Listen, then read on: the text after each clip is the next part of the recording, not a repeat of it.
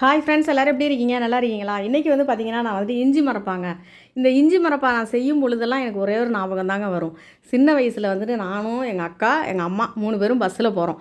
பஸ்ஸில் போகும்பொழுது பஸ்ஸில் வந்து பார்த்திங்கன்னா, எங்கள் ஊர் பஸ்ஸில் வேணும்னே அந்த இஞ்சி மரப்பாவை தான் விற்பாங்க போல் இருக்குது. கிராமம்ல எங்கள் ஊர் பக்கம்லாம் வந்து ரொம்ப கிராமங்க. அப்போ வந்து பார்த்திங்கனாக்கா இஞ்சி மரப்பா தாங்க கொண்டாந்து விற்பாங்க.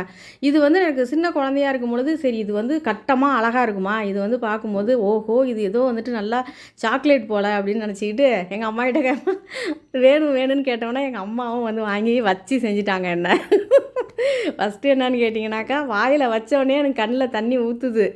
ஆனாலும் எங்கள் அம்மா கேட்டியில் சாப்பிடு, அதை சாப்பிடு, உடம்புக்கு ரொம்ப நல்லது, சாப்பிட்டாலே ஆச்சுங்கிறாங்க. எங்கள் அம்மா இப்படி திரும்புவாங்களான்னு பார்க்குறேன், தூக்கி அந்த பக்கம் போகலாம். திரும்பின மாதிரியே தெரியல, எங்கள் அம்மா என்னையே பார்த்துக்கிட்டு இருக்காங்க. ஆனால் எங்கள் அக்கா தப்பிச்சிட்டா. நான் தான் வந்து அன்னையிலேருந்து இந்த இஞ்சி மரப்பாவை பார்த்தேன்னாக்கா நான் திரும்பிக்குவேன்.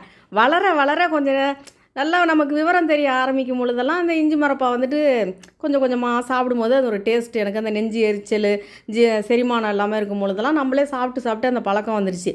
இப்போ இந்த இஞ்சி மரப்பாவுக்கு ஒரு கதை, அதை விடுங்க. இப்போ இந்த இஞ்சி மரப்பாவை நான் எப்படி செஞ்சேன் அப்படின்னு கேட்டிங்கனாக்கா, இஞ்சியை வந்து நமக்கு தேவையான அளவு எடுத்து நல்லா தோலை கட் பண்ணிவிட்டு மிக்சியில் போட்டு நல்லா நைஸாக அரைச்சிருங்க.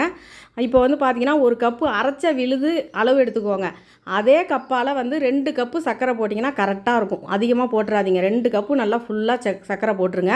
போட்டுட்டு அந்த சர்க்கரை முழுகிற அளவுக்கு, வெள்ளை சர்க்கரை அது முழுகிற அளவுக்கு தண்ணியை ஊற்றிட்டு, அதுக்கப்புறம் வந்து ஏலக்காய் பொடி, கொஞ்சம் உப்பு, இந்த நம்ம அரைச்சி வச்சுருக்க இஞ்சி விழுது எல்லாத்தையும் போட்டு அதில் நல்லா கிளறிட்டு, பாகு பதம் வந்து பார்த்திங்கனாக்கா ஒரு கிண்ணத்தில் தண்ணி வச்சுட்டு அப்படியே எடுத்து அதில் ஊற்றிட்டு இப்படி உருட்டி எடுத்திங்கன்னா அந்த பாகு கையில் வரும்.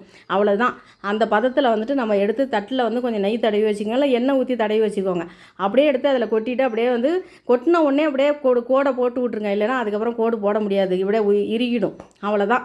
ஆறுனதுக்கப்புறம் எடுத்தாச்சுன்னா சூப்பரான அட்டகாசமான என்னோடய ஸ்டைலில் இஞ்சி மரப்பா அருமையாக நான் ரெடி பண்ணிட்டேன்.